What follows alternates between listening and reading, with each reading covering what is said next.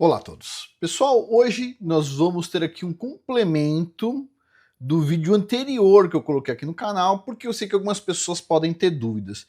Eu falei que o Karl Marx era um vagabundo que dependeu da herança da esposa rica para viver, certo?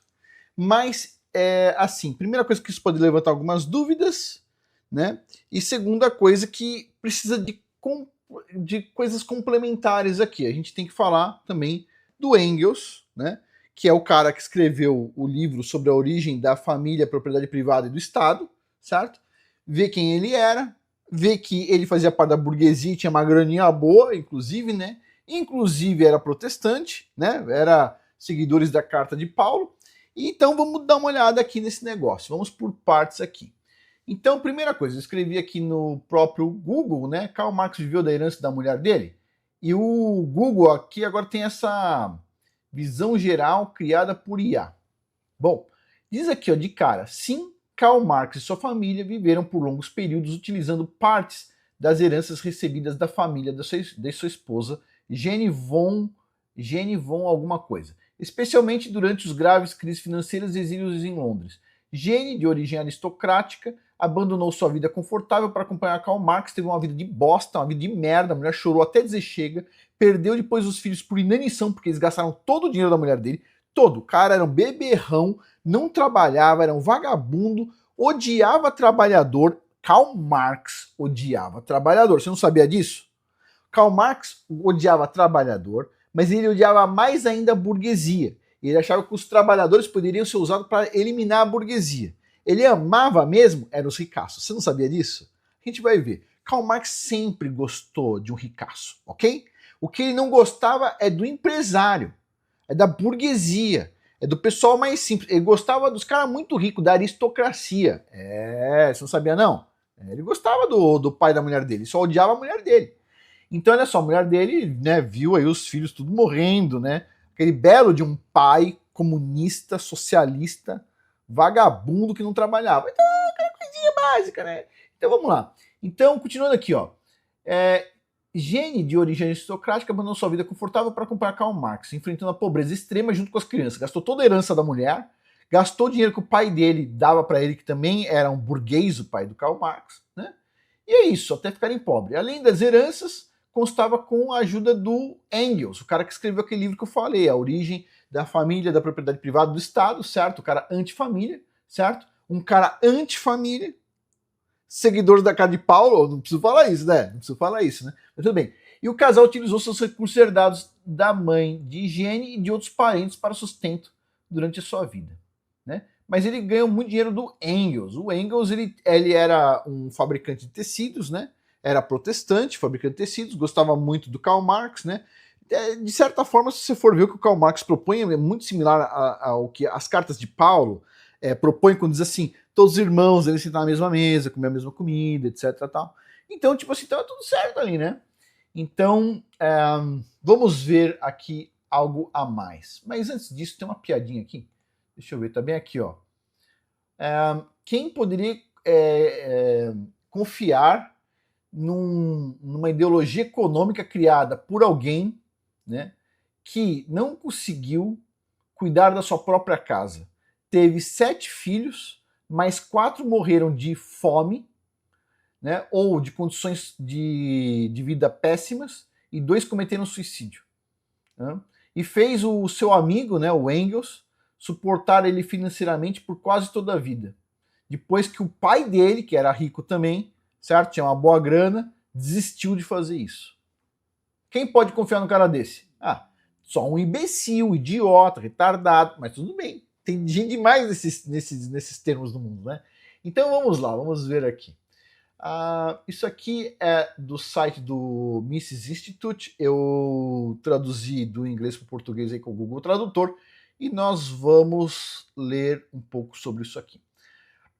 Retrato de um homem mau, que deu origem a uma das coisas que mais destroem vidas nos últimos 50 anos, destroem esperanças e destroem o futuro, né?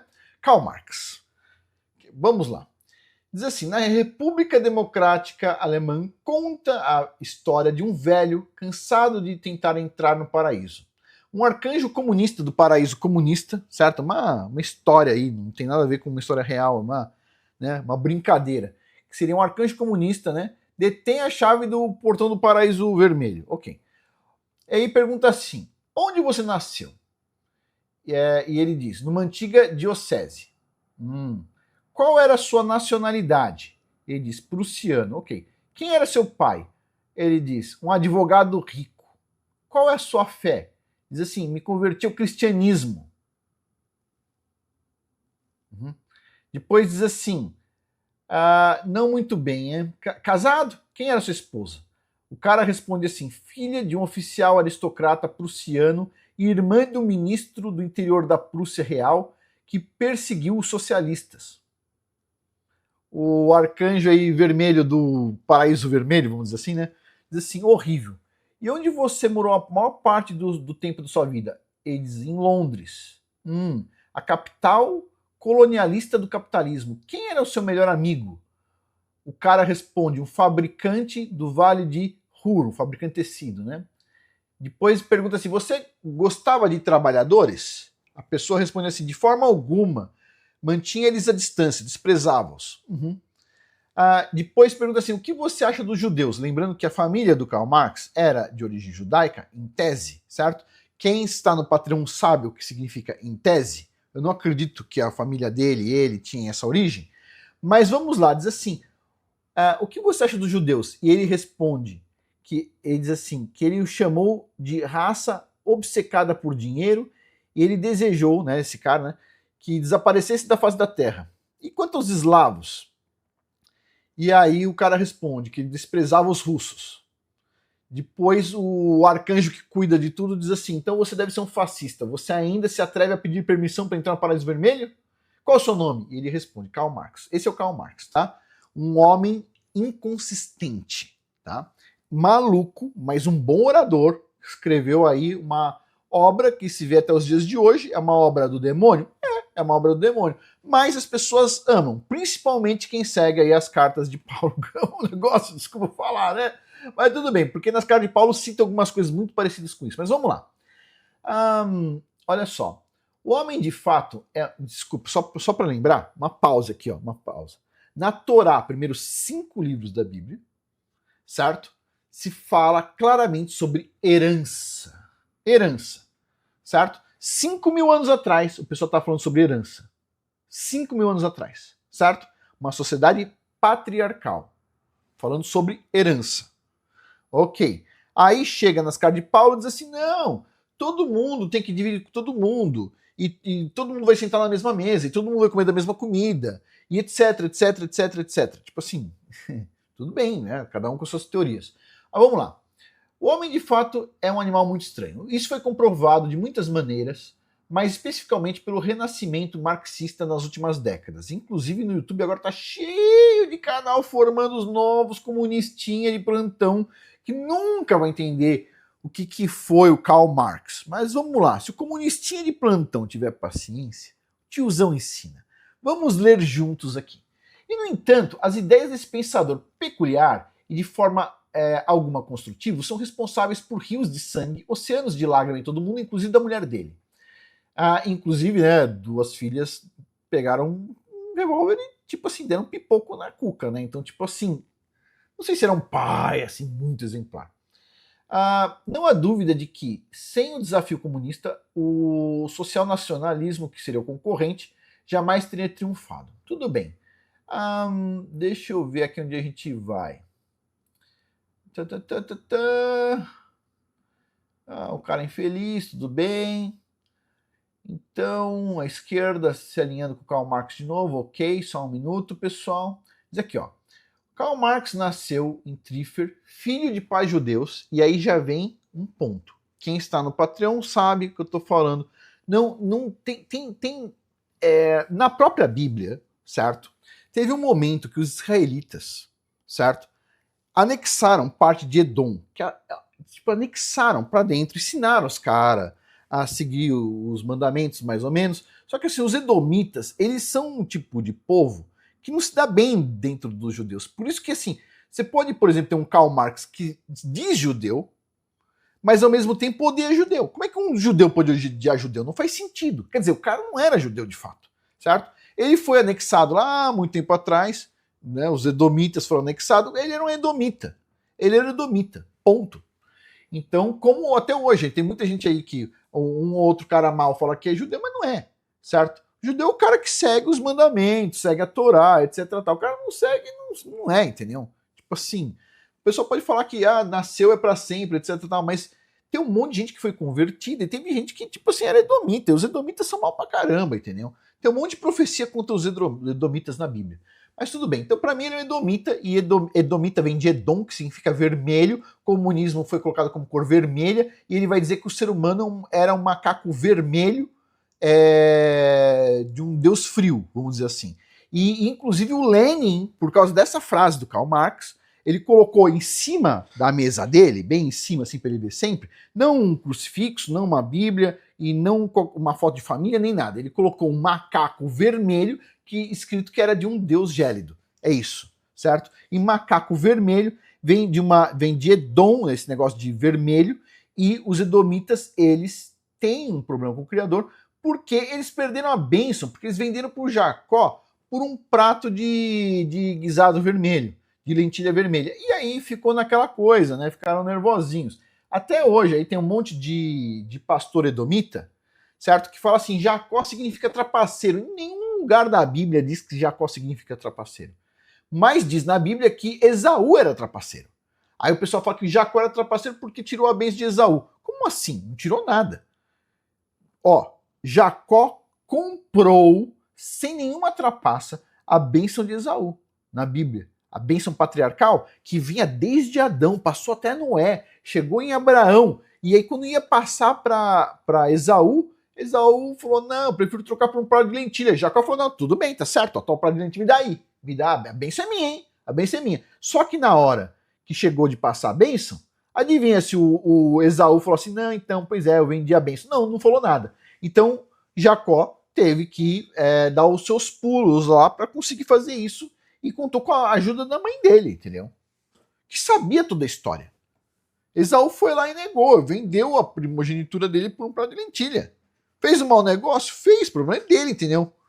Ué, foi bem honesto o negócio, foi bem claro. Você quer um prato de lentilha? Me dá tal coisa. Ah, mas por que eu quero isso? Ele foi lá, desprezou e deu, entendeu? Acabou. Mas tudo bem. Aí tem essa coisa, os edomitas, até hoje, eles têm um ódio contra a descendência de Jacó. Eles têm um ódio com a descendência de Jacó, que são os israelitas, são os judeus aí de hoje, os judeus. Então o que acontece? E aí, em algum momento, os próprios judeus anexaram Edom, os edomitas, e alguns foram para dentro. Quer dizer, foram convertidos, então em tese seriam judeus, em tese, né? Mas não, eles eram de uma outra tribo, não deveria ter anexado dessa forma, entendeu? Mas tudo bem, paciência, né? Mas tudo bem, continuando aqui. Deixa eu ver onde nós estávamos. Então, o Karl Marx nasceu filho de pais judeus em 1818. Apenas alguns anos antes, esse bispato católico havia sido convertido à força pelo reino da Prússia e o pai do Karl Marx abraçou a fé luterana dos ocupantes prussianos. As crianças e a mãe, bastante relutante, foram batizadas pelo capelão do exército prussiano somente em uma data posterior. O deísmo do iluminismo era a verdadeira fé do pai do Karl Marx, que, no entanto, era um homem culto e um pai dedicado. O jovem Karl Marx concluiu o ensino médio com louvor aos 17 anos e decidiu estudar Direito, curso que logo abandonou em favor da filosofia, vislumbrando a possibilidade de uma carreira acadêmica. Matriculou-se numa universidade, onde se deixou influenciar pelos hegelianos, não sei o que se trata, certo? Não sou um cara da filosofia, desculpa pessoal. Obteve seu doutorado na Universidade de Jena, mas renunciou à ideia de se tornar professor. Também desistiu de escrever sua poesia egocêntrica, né? E tudo mais. Em seguida casou-se com uma nobre prussiana, imagina, o Karl Marx é casado com ela da nobreza, pô. É lógico. A nobreza nunca gostou dos burgueses. Nunca, nunca. Mas ele curtia a nobreza e odiava os burgueses. Né? Tudo bem. Aí ele se casou aí com a nobreza, certo? Estabeleceu o escritório independente em Paris, onde logo entrou em conflito com os socialistas franceses mais humanitários. Mudou-se para a colônia, depois retornou para Paris e finalmente, expulso da Bélgica por ser considerado inimigo da ordem estabelecida, fixou-se em Londres, onde, com algumas interrupções, permaneceu até sua morte em 1883. Isso quanto aos fatos de sua vida, né? Na última década, 3 livros foram publicados e blá blá blá, beleza. Agora, voltemos à personalidade do fundador do socialismo e do comunismo. Mesmo quando jovem, o Karl Marx não parecia ser atraente. Como estudante, recebia generosas quantias de dinheiro do seu pai e gastava uma anuidade de 700 taleres, uma boa renda da classe média naquela época era 300. Então, os caras que trabalhavam da classe média, que ele odiava, ganhava 300. Ele, como filhinho do papai, o filhinho do papai ganhava 700.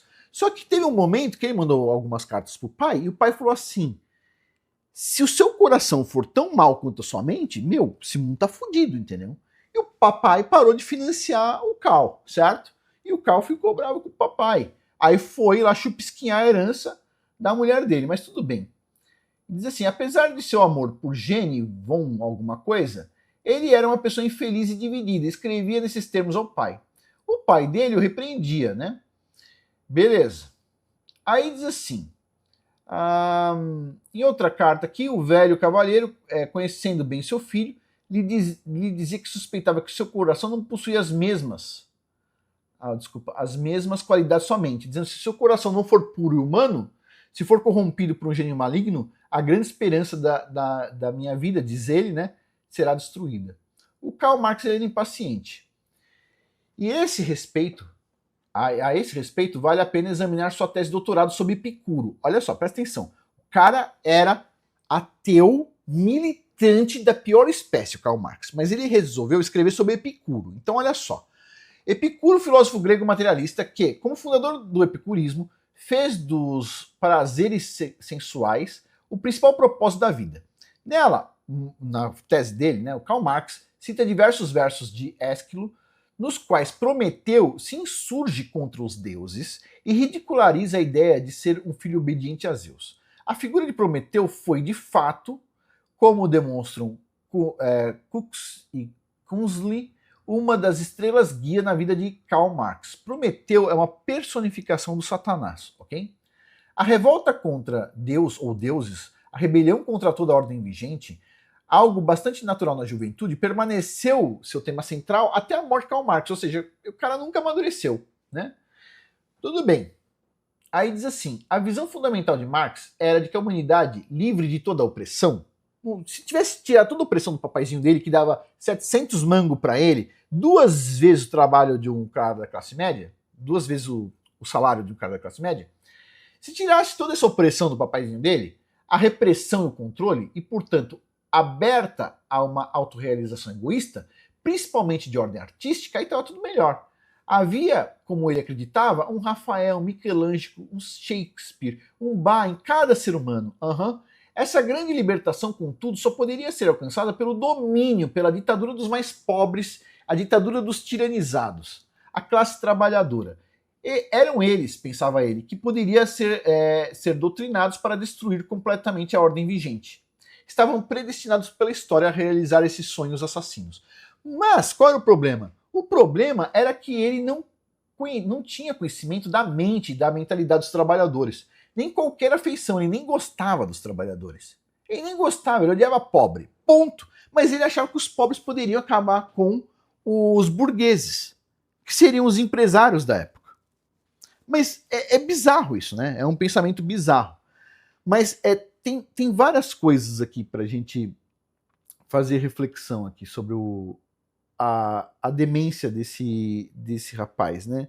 Porque é um rapaz, ele não cresceu, ele não amadureceu, né? Não conseguiu sustentar a própria casa, não conseguiu trabalhar, era um vagabundo, dependeu do papai, era um filhinho do papai, um filhinho do papai, dependeu da herança da mulher, certo?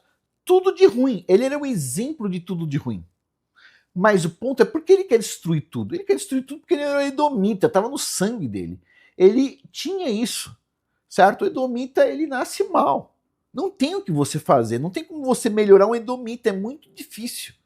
Até dizem que dá, Tem pessoas que dizem que Obadias se converteu ao judaísmo verdadeiramente e ele era antigamente um edomita. Pode acontecer? Pode, mas é muito difícil. O edomita é uma pessoa extremamente difícil, né?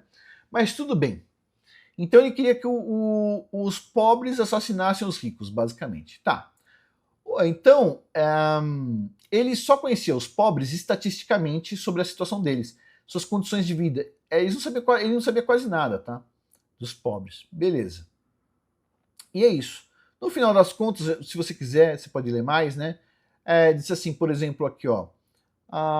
Ele pedia para a mulher dele escrever no nome do cartão de visita dela, não só Jenny Marx, mas Jenny Marx, nascida baronesa de Westfália. O cara curtia que a mulher dele era uma baronesa, fio. O cara tinha lá, os senhores feudais perderam os escravos que foram trabalhar com os burgueses, certo? Beleza. A mulher do cara era uma baronesa, o cara gostava da aristocracia, gostava dos antigos senhores feudais. Ele quer o quê? Destruiu a burguesia para voltar todo mundo pro berço lá dos senhores feudais. É basicamente isso. Mas tudo bem. Deixa eu ver o que mais tem aqui. Deixa eu ver. Bom, tem muita coisa, vocês podem ler.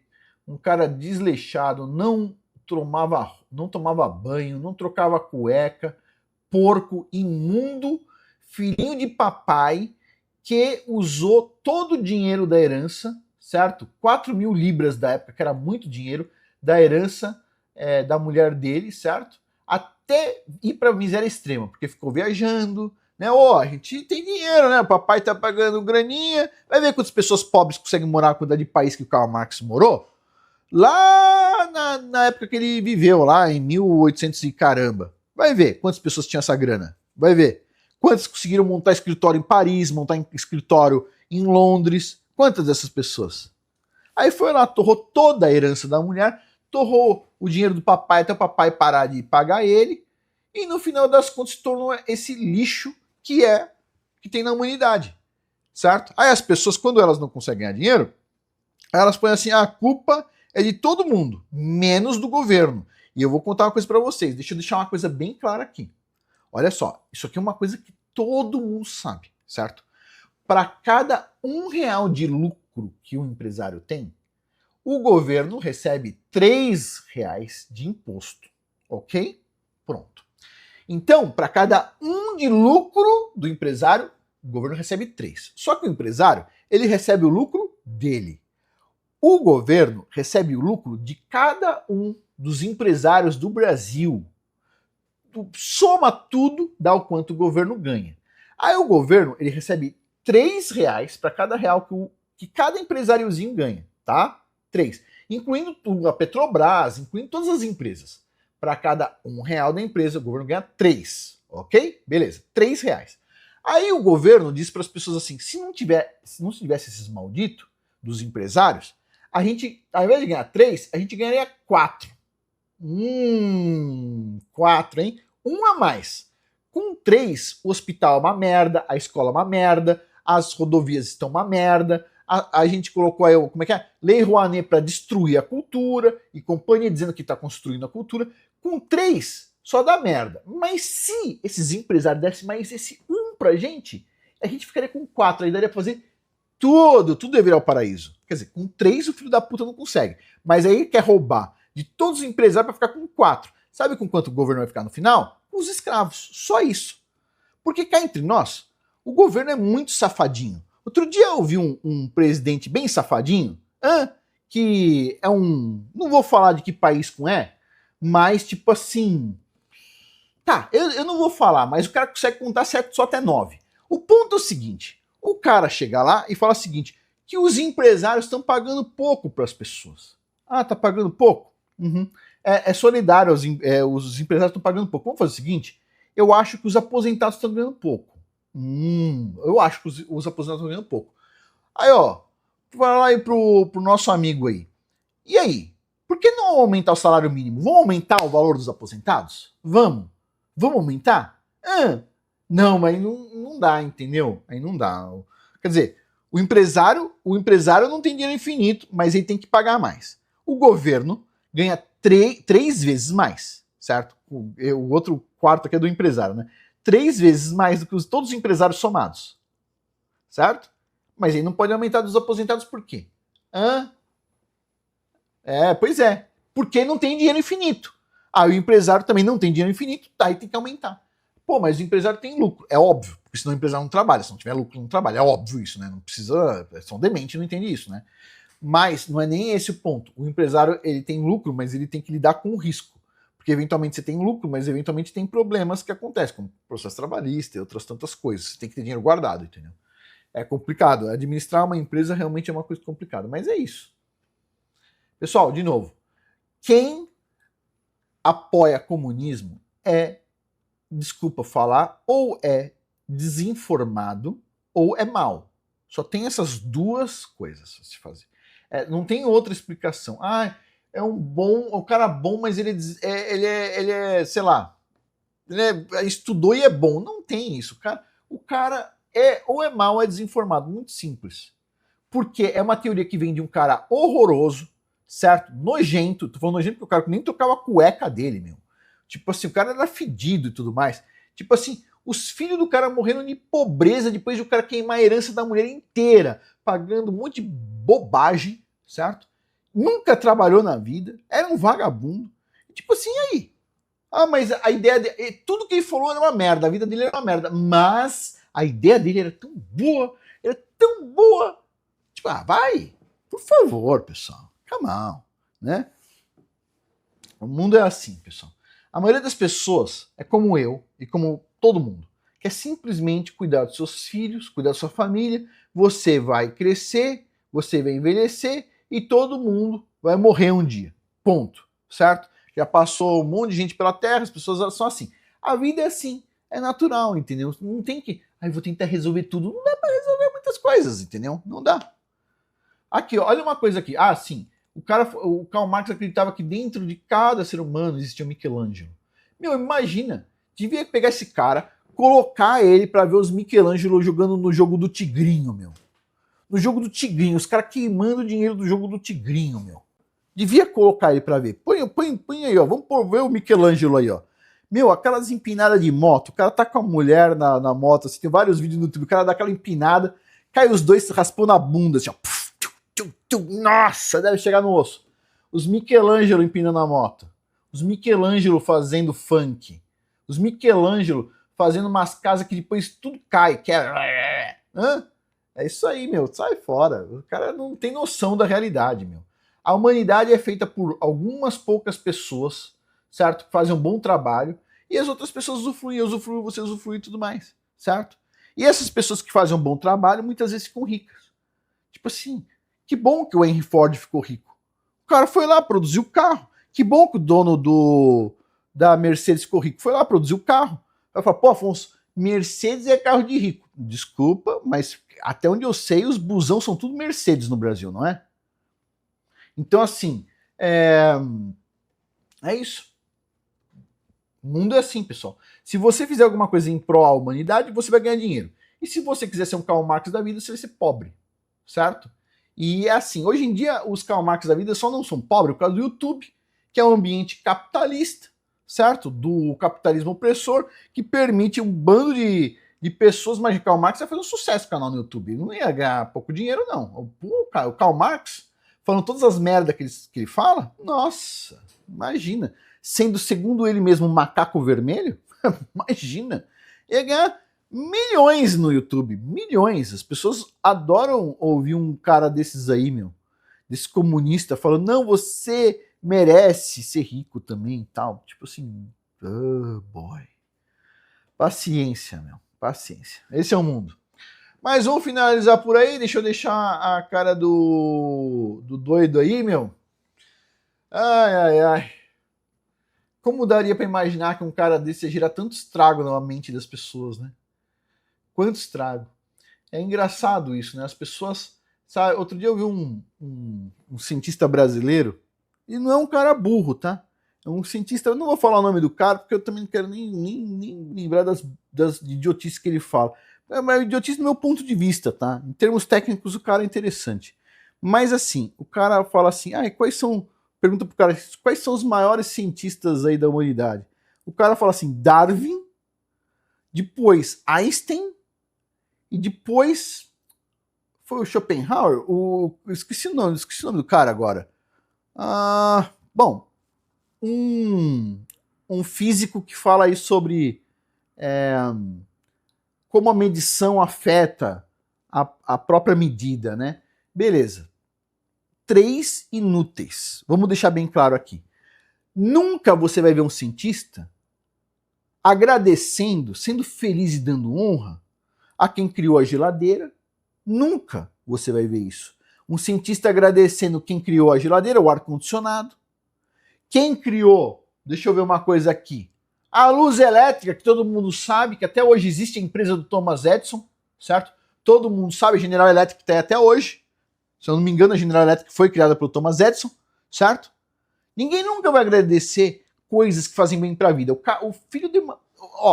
Os filhos de uma égua dos dias de hoje são só assim. O cara tá numa sala que tem uma lâmpada elétrica, certo? Vai numa geladeira pegar uma comida que não estragou porque tá geladinha. Usa um motor que tem ali um ventilador funcionando ou qualquer coisa do tipo, certo? Usa um computador que tem um monte de coisa legal também, e usa um iPhone, o escambau, e na hora que pergunta assim, quem que mais fez bem para a humanidade, o cara fala assim, Darwin. Tipo assim, meu amigo, Darwin, o que? Olha em volta de você, depois sai na rua e olha a cidade e vê o que você vê de bom que foi criado por Darwin. Vê uma coisa que foi feita de bom, criada por Darwin, uma única merda criada por... Não existe, cara. Não existe. O cara vai lá e fala assim, quem mais representa a ciência? Põe um monte de bosta. Desculpa. A verdade é o seguinte, quem faz bem para a humanidade são os empresários. Sempre foi a burguesia. Os únicos que fazem bem para a humanidade são os empresários. O dinheiro que o governo dá do Bolsa Família saiu do bolso dos empresários que pagam imposto. Sempre. Sempre é um empresário. Tudo que tem de bom que você pode ver foi feito por um empresário. Se você acha que um carro é bom, pode ter certeza, foi feito por um empresário. Se você vai lá ver a Goodyear que fez o pneu do carro, vai ver que foi um empresário. Sempre tem um empresário. A história de tudo, até a madeira da sua mesa tem um empresário. A maioria das coisas nem passou pela universidade, com exceção da bomba atômica. Com exceção da bomba atômica. A bomba atômica não foi criada por empresários, foi exclusivamente pela universidade. Ponto. Exclusivamente. Isso é uma obra de arte exclusivamente da universidade. Não tem nada a ver com os empresários. Os empresários não tiveram ali o negócio da bomba atômica. Isso foi exclusivamente das universidades. Era um lugar fechado, certo? Onde foi um monte de cientista, um monte de universidade envolvida, e lá eles fizeram a bomba atômica. Não tem nada a ver com o empresário, certo? Empresário faz ventilador, ar-condicionado, geladeira, fogão, micro-ondas. Tudo bem, micro-ondas foi inventado dentro da NASA, né? Também não gosto muito. Mas é isso, entendeu? É isso. E aí vem os caras falar mal de empresário o tempo todo, por causa desse cara aí horroroso, entendeu? Paciência. Pessoal, de novo, lembre-se, tá ficando popular o negócio do comunismo? Tá ficando popular. Por quê? Porque as pessoas não têm mais família. Aí não tem mais família, vai ter que fazer o quê? Vai ter que se agarrar no sacão do governo. E aí, no final das contas, vai odiar o resto do mundo. Por quê? Porque fez um monte de escolha infeliz, certo? E daria para fazer escolhas melhores? Posso falar a verdade? Não. Sabe por que não dá para fazer escolhas melhores? Porque foi deturpada a ordem do que tem no Antigo Testamento. Que, número 1, seria seguir as leis, certo? Simples, moleza, certo? Seguir leis, moleza. O pessoal que gosta de porco não gosta de porco porque é mais barato, que o frango é mais barato que o porco. Eles gostam porque nasce um monte de porquinho quando nasce porco. Mas tudo bem. Que nem cachorro. Cachorro nasce um monte também. Mas você não come, né? Então, o ponto é assim, a vaca só nasce um bezerro por ano, né? A ovelha nasce um, eventualmente dois, eventualmente três. Ao mesmo tempo. Mas quando nasce três, um morre ou dois morre porque fica muito fraquinho. Sempre sobra um. E outra coisa. Isso é uma coisa. Não seguir as leis do Criador. A outra coisa que também significa não seguir as leis do Criador é falar o seguinte, é proibido, ok? Poliginia, o homem tem mais que uma esposa. Porque como que as mulheres vão ter bons casamentos se não tem opção. Pensa, observe. Os melhores homens sempre já estão casados. Porque os melhores homens, eles são melhores porque já passou um tempo, o cara já ganhou um dinheiro, já ganhou maturidade, etc. Tal. O cara que é bom, ele já tá casado, certo? Então, tipo assim, já era. Não tem como a mulher escolher um bom partido. Como ela não tem como escolher, ela vai ter que escolher num pool de opções ruins. Essas opções ruins não vão querer melhorar. Por quê? Porque elas estão competindo entre elas. O fulaninho diz assim, pô, eu sou uma opção, o outro ali é pior que eu, então eu sou uma opção boa. Ele fica naquelas. Se tivesse um pouquinho de medo nesse pool masculino de, ó, não vou conseguir uma mulher, todo mundo ia melhorar um pouquinho mais, ia melhorar o nível de todo mundo, ia melhorar o nível das opções, das famílias e tudo mais. Desculpa, pessoal, todos os casamentos que terminaram em divórcio, eles não deveriam ter sido feitos. Essa é a verdade. A pessoa fala assim, ah, mas aí não vai ter, se um cara tiver duas mulheres, alguém vai ficar sem. Pessoal, olha quanto homem tá sem.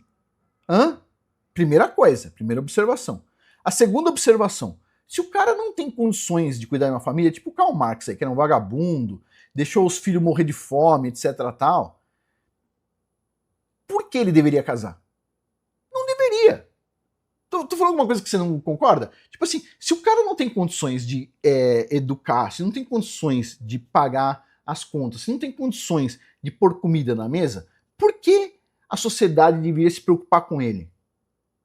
Por que, ao invés de se preocupar com um cara, que nem o Karl Marx, no caso do Karl Marx era um vagabundo, por que ao invés de se incomodar com o Karl Marx, as pessoas não se incomodariam das mulheres terem maridos melhores? Quer dizer, a esposa do Karl Marx poderia não ter casado com ele, ter casado com um cara muito melhor. Só que o cara muito melhor já estava casado, provavelmente. Ela olhou aquele cara horroroso e falou assim, o cara não troca as cuecas, mas é o que tem, entendeu? Tô falando uma coisa que não faz sentido? Faz total sentido. Ela casou com esse imbecil, certo? Aí dos 7 filhos, 4 morreram de fome, 2 se mataram, sobrou 1.